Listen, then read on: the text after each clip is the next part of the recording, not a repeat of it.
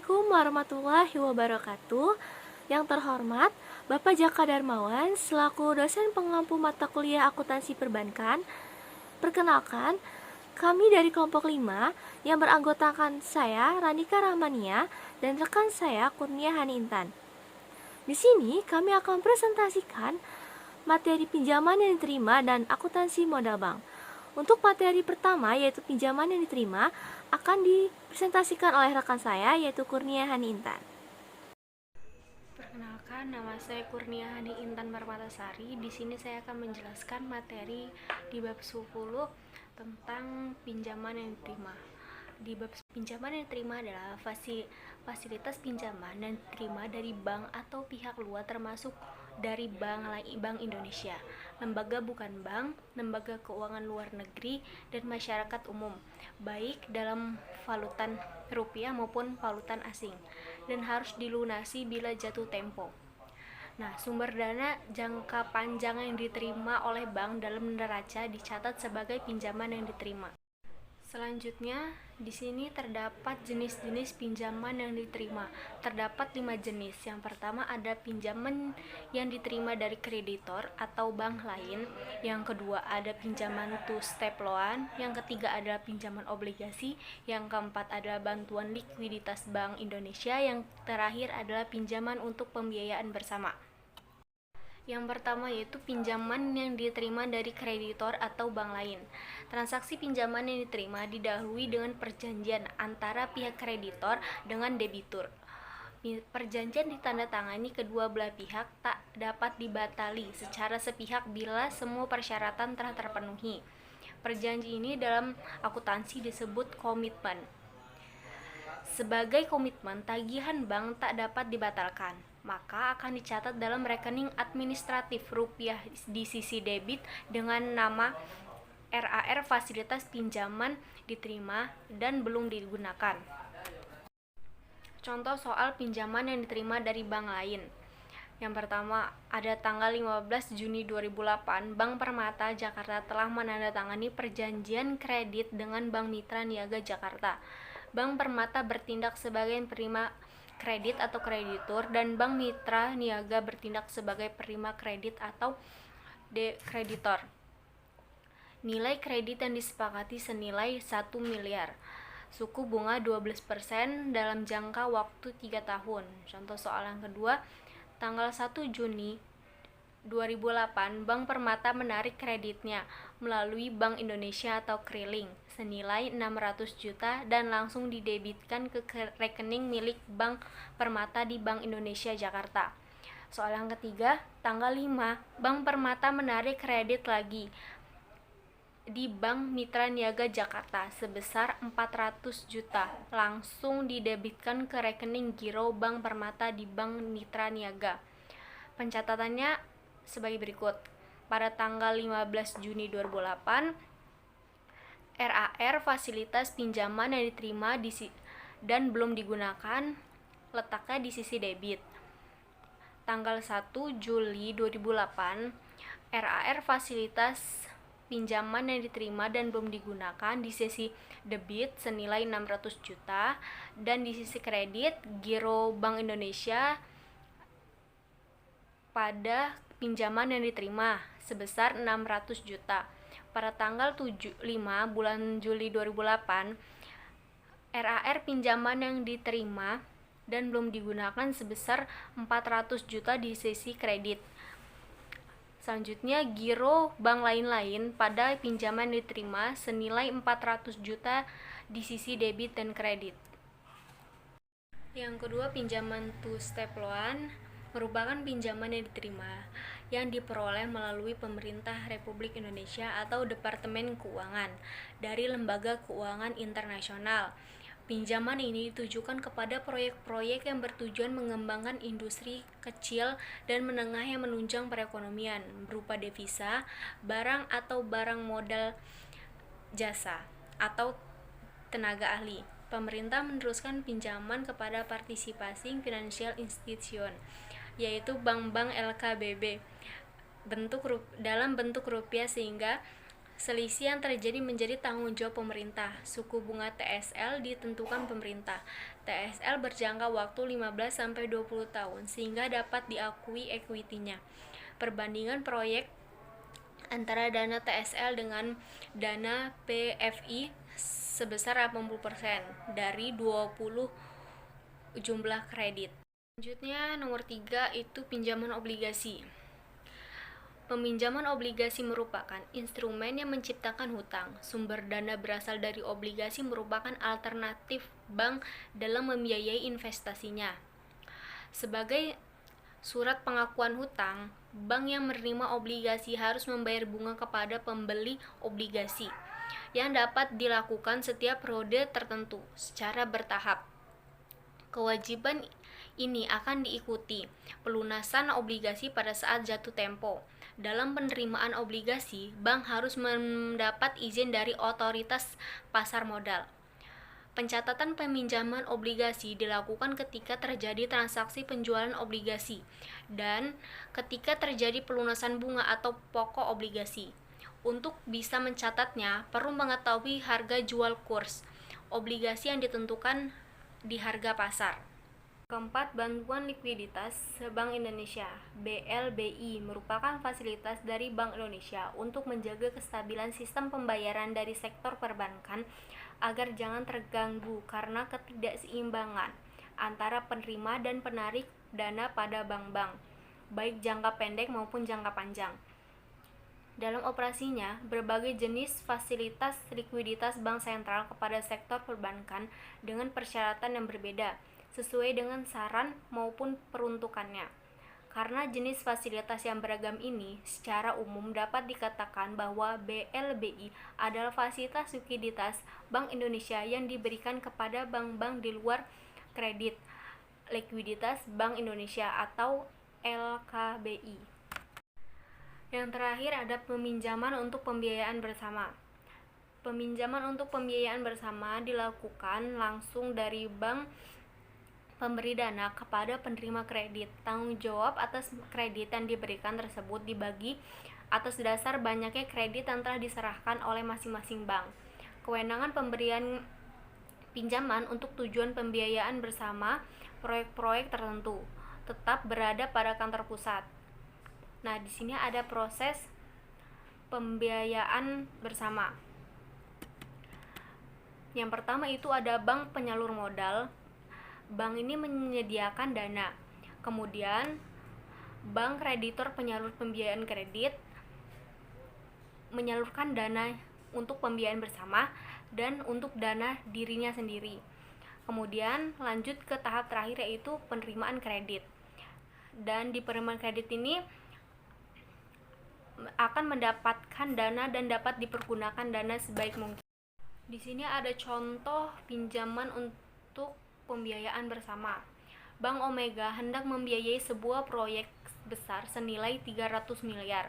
Untuk memenuhi kebutuhan dana ini telah tersedia dua buah bank lain yaitu Bank ABC dan Bank XYZ dengan masing-masing sumbangan modal 100 miliar. Jadi besarnya dana pinjaman yang diterima untuk tujuan pembiayaan bersama ini sebesar 200 miliar yang disediakan langsung dalam rekening giro masing-masing bank. Sedangkan sisanya menjadi beban Bank Omega. Transaksi ini oleh Bank Omega di Bank Omega Pusat dicatat dengan ayat jurnal sebagai berikut. Di sisi debit itu ada bank lain giro atau Bank ABC sebesar 100 juta. Kemudian bank lain giro atau Bank XYZ sebesar 100 juta di sisi debit. Kemudian di sisi kredit ada peminjaman yang diterima pembiayaan bersama sebesar 200 juta. Dengan demikian, Bank XYZ dalam kasus ini akan tetap bertanggung jawab terhadap kredit yang diberikan karena Bank XYZ telah menerima dana dari bank-bank penyalur dana dan dana tersebut dikuasai langsung oleh Bank XYZ. Dalam hal ini, pembiayaan bersama ini dilakukan langsung dari bank pemberi dana kepada penerima kredit.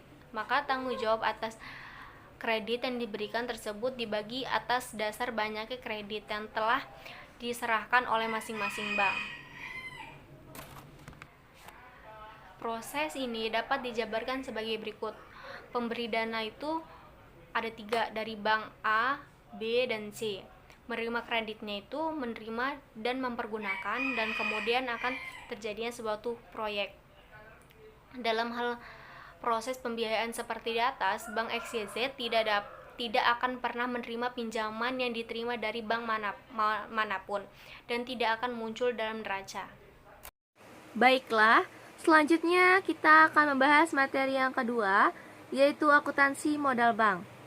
Adapun materi di akuntansi modal bank ini akan kita bahas. Yang pertama kita akan mengetahui apa itu akuntansi modal bank, dan yang kedua kita akan mengetahui klasifikasi modal bank, ketiga rasio kecukupan modal BPR, keempat tata cara perhitungan kebutuhan modal minimum, dan yang terakhir rasio kecukupan modal. Baik, materi yang pertama yaitu pengertian akuntansi modal bank. Nah, modal bank ini adalah dana yang diinvestasikan oleh pemilik dalam rangka pendirian badan usaha yang dimaksudkan untuk membiayai kegiatan usaha bank di samping untuk memenuhi regulasi yang ditetapkan otoritas moneter. Dalam arti lain, akuntansi modal bank adalah hak pemilik bank kepada bank yang bersangkutan, yang merupakan modal awal pada saat pendirian bank, yang jumlahnya telah ditetapkan dalam suatu ketentuan atau pendirian bank. Menurut Peraturan Bank Indonesia Nomor 9/16/PBI/2007, bahwasannya Bank Umum wajib memenuhi jumlah modal inti paling kurang sebesar 80 miliar pada tanggal 31 Desember 2007.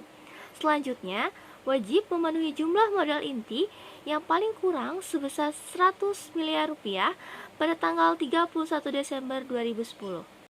Adapun persyaratan modal bank perkreditan rakyat yang wajib disetor yaitu nominal 5 miliar bagi BPR yang didirikan di wilayah DKI Jakarta, 1 miliar bagi BPR yang didirikan di ibu kota provinsi luar Jawa dan Bali, dan di wilayah Pulau Jawa dan Bali di luar wilayah sebagaimana disebut dalam huruf A dan B, 2 miliar bagi BPR yang didirikan di ibu kota provinsi di Pulau Jawa, Bali, dan Kabupaten Kota Bogor, Depok, Tangerang, dan Bekasi. Dan 500 juta bagi BPR yang didirikan di wilayah di luar wilayah sebagaimana disebut dalam huruf A, B, dan C. Ya, kita akan membahas klasifikasi modal bank. Nah, jadi modal bank ini terdiri dari 3. Yang pertama ada modal inti atau disebut dengan tier 1, yang kedua modal pelengkap atau tier 2, dan yang ketiga adalah modal pelengkap tambahan atau yang disebut dengan tier 3. Selanjutnya kita akan membahas yang pertama yaitu modal inti atau tier 1. Modal inti ini terdiri modal disetor, modal sumbangan, cadangan-cadangan yang dibentuk dari laba setelah pajak dan laba diperoleh setelah perhitungan pajak. Modal inti yaitu modal yang disetor secara efektif oleh pemiliknya. Jadi modal inti ini yang telah disetor. Dan modal sumbangan itu merupakan modal yang diperoleh kembali dari sumbangan saham, termasuk selisih antara nilai yang tercatat dengan harga jual apabila saham tersebut dijual. Modal yang sering disebut ini disebut modal donasi. Yang ketiga itu cadangan umum, yaitu cadangan yang dibentuk dari penyisihan laba yang ditahan. Yaitu cadangan tujuan merupakan bagian laba yang dikurangi pajak yang disisihkan untuk tujuan tertentu dan telah mendapat persetujuan dari rapat umum pemegang saham. Selanjutnya ada laba ditahan, yaitu merupakan saldo laba bersih setelah dikurangi pajak yang oleh rapat pemegang saham diputuskan untuk tidak dibagikan. Kemudian ada laba tahun lalu, yang merupakan laba tahun-tahun lalu setelah dikurangi pajak yang belum ditetapkan penggunaannya. Dan laba tahun berjalan setelah dikurangi dengan taksiran hutang pajak. Laba tahun lalu berjalan ini hanya diperhitungkan sebagai modal inti sebesar 50%. Baik, di sini ada contoh soal dari modal bank. Pada tanggal 2 Januari 2008 telah diterima setoran awal dana dari Bapak Surya Dharma untuk modal bank berupa uang tunai 500 juta, aktiva tetap berupa tanah senilai 600 juta, kendaraan baru dan belum disusut senilai 200 juta, inventaris kantor senilai 200 juta. Setoran ini dicatat dalam bentuk saham biasa Untuk 150.000 lembar dengan nilai nominal 10.000 per lembar, kurs 103%. Dan pada tanggal 10 Januari 2008 dijual saham biasa 10.000 lembar dengan nilai nominal 5.000, kurs 97%, dan pembayaran diterima dengan tunai.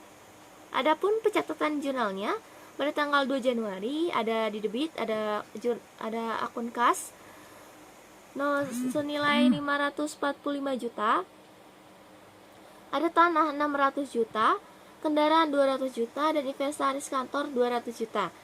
Adapun akun yang dikredit yaitu modal setor saham biasa senilai 1,5 miliar, agio saham 45 juta.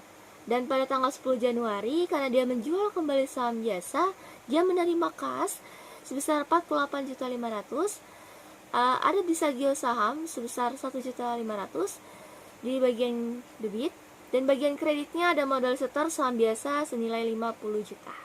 Selanjutnya ada modal pelengkap atau tier 2. Modal pelengkap ini terdiri atas cadangan-cadangan yang dibentuk tidak berasal dari laba, modal pinjaman serta pinjaman subordinasi. Modal pelengkap ini terdiri dari cadangan revaluasi aktiva tetap, di mana yaitu cadangan yang dibentuk dari selisih penilaian kembali aktiva tetap yang telah mendapat persetujuan dari Direktorat Jenderal Pajak. Yang kedua ada penyisihan penghapusan aktiva produktif yang dibentuk dengan cara membebani laba rugi tahun berjalan. Yang ketiga ada modal pinjaman, yaitu utang yang didukung oleh instrumen atau warkat yang memiliki sifat-sifat seperti modal dan mempunyai ciri-ciri tidak dijamin oleh bank yang bersangkutan. Yang keempat ada pinjaman subordinasi, yaitu pinjaman yang memenuhi syarat-syarat ada perjanjian tertulis, mendapat persetujuan dari BI, dan tidak dijamin oleh bank yang bersangkutan dan telah disetor penuh dengan minimal jangka waktu 5 tahun. Berikut ini merupakan contoh pencatatan jurnal pada saat penerbitan, amortisasi biaya penerbitan, saat penyesuaian bunga, saat pembayaran bunga, dan saat pelunasan pokok pinjaman. Selanjutnya modal pelengkap atau tier 3. Untuk tujuan perhitungan kebutuhan, penyediaan modal minimum secara individu secara konsolidasi dengan perusahaan anak. Modal pelengkap tambahan dalam perhitungan KPPM hanya dapat digunakan untuk memperhitungkan risiko pasar. Pos yang dapat diperhitungkan sebagai modal pelengkap tambahan adalah pinjaman subordinasi jangka pendek.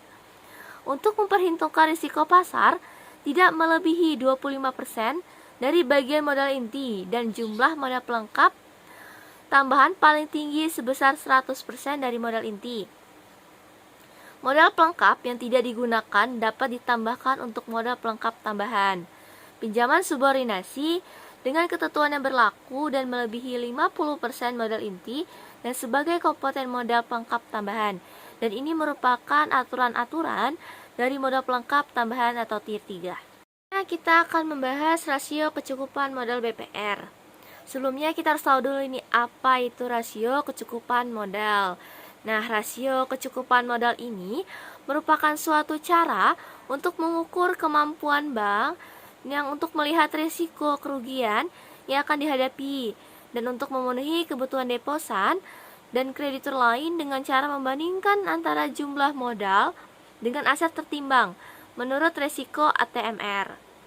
Nah, di sini ada tata cara perhitungan kecukupan modal bank perkreditan rakyat.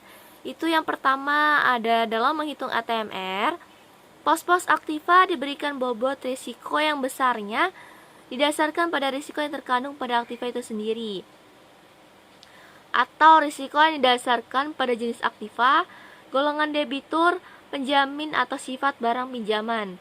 Yang kedua, dengan memperhatikan prinsip pada yang tadi saya bacakan, maka rincian bobot risiko seperti gambar berikut ini. Ini adalah kolom perhitungan aktiva tertimbang menurut risiko ATMR BPR, di mana setiap akun itu diberikan bobot berbeda-beda. Contohnya kas itu bobot risikonya 0%. Sedangkan giro, deposito berjangka, sertifikat deposito, dan lain-lain itu 20%. Dan aktiva lainnya selain tersebut di atas sudah 100%. Adapun seperti contoh kredit kepada pegawai atau pensiunan itu ada 50%. Cara perhitungan kebutuhan modal minimum. Yang pertama, perhitungan kebutuhan modal didasarkan pada ATMR yang dihitung dengan cara mengalihkan nilai nominal pos-pos aktiva produktif dengan kualitas kurang lancar, diragukan, atau macet dilakukan dengan cara mengalihkan nilai buku dengan bobot risiko masing-masing. Yang kedua, menjumlahkan ATMR dari masing-masing pos aktiva. Yang ketiga, menjumlahkan modal inti dan modal pelengkap untuk mengetahui jumlah modal BPR. Yang keempat, menghitung modal minimum dengan cara mengalihkan jumlah ATMR dengan 8%. Yang kelima, menghitung kekurangan modal dengan cara membandingkan jumlah modal minimum pada angka 4 dengan jumlah modal pada angka 3. Yang keenam, menghitung KPMM dengan cara membandingkan jumlah modal BPR pada angka 3 dengan ATMR pada angka 2. Rasio kecukupan modal bank umum. Nah, perhitungan rasio kecukupan modal pada bank umum memiliki perbedaan dengan tata cara perhitungan rasio kecukupan modal BPR. Pada bank umum, untuk menentukan kecukupan modal perlu memasukkan risiko pasar. Untuk menentukan besaran risiko pasar dalam perhitungan kecukupan modal dapat menggunakan metode standar dan metode internal. Dan untuk metode internal ini tidak dibahas di bagian bab akuntansi modal bank ini. Presentasi dari kami kelompok 5. Kami minta maaf apabila dalam presentasi kali ini ada kalimat atau kata-kata yang tidak mengenakan atau materi yang kami sampaikan kurang maksimal. Terima kasih untuk Bapak Jaka Darmawan udah membimbing kami selama 1 semester ini. Dan untuk teman-teman, terima kasih sudah mendengar presentasi kami. Semoga ilmu ini bermanfaat. Dan kepada Allah saya mohon ampun. Saya akhiri, wabillahi taufik wal hidayah. Wassalamualaikum warahmatullahi wabarakatuh.